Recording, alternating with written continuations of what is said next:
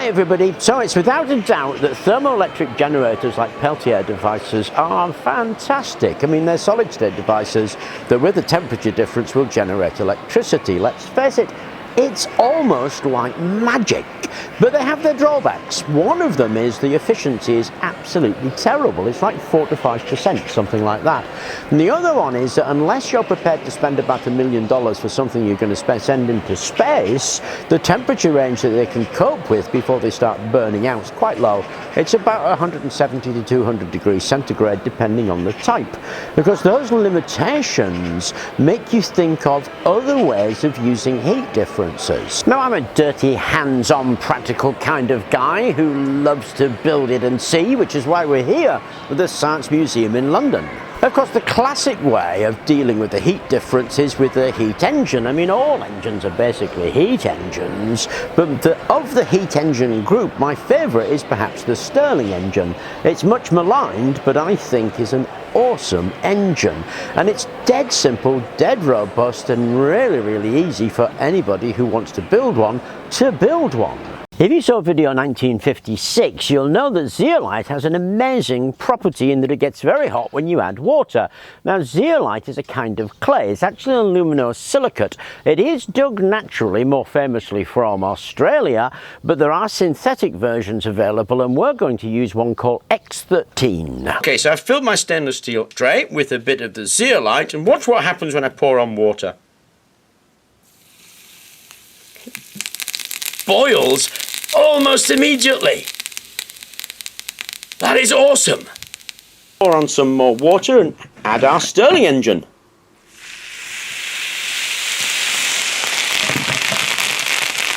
Ow.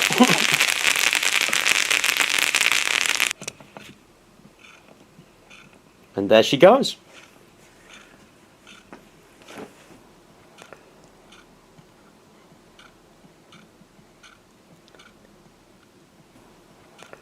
The really cool thing about heat engines and Stirling engines and thermoelectric generators is they work on temperature difference. So they'll work for heat, but they'll also work with cold.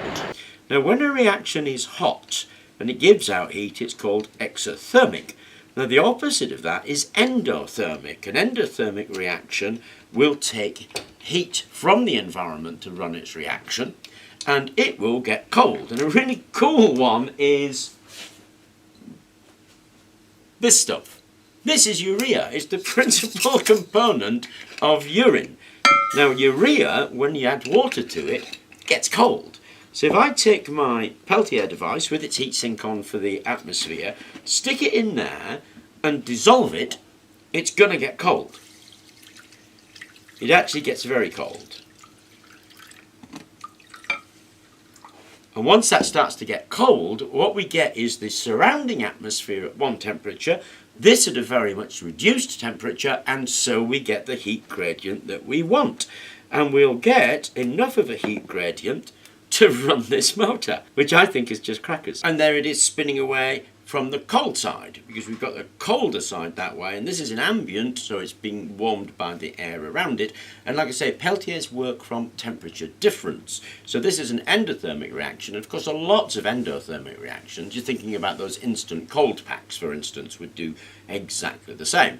And to restore this, dry it in the sun. There are lots of exothermic reactions suitable for this. Lime and water, sodium hydroxide and water, iron oxide and water, which is used for MRE rations, and there are lots of endothermic reactions that can be used here. So if you think this is a quirky little thing that won't produce any real power for real men, you need to think again, because this was a system that was used to do things like run steam trains. I mean, yes, they used sodium hydroxide, it was called the soda train, but it's a powerful system when used right, and it gives me, well, a quandary.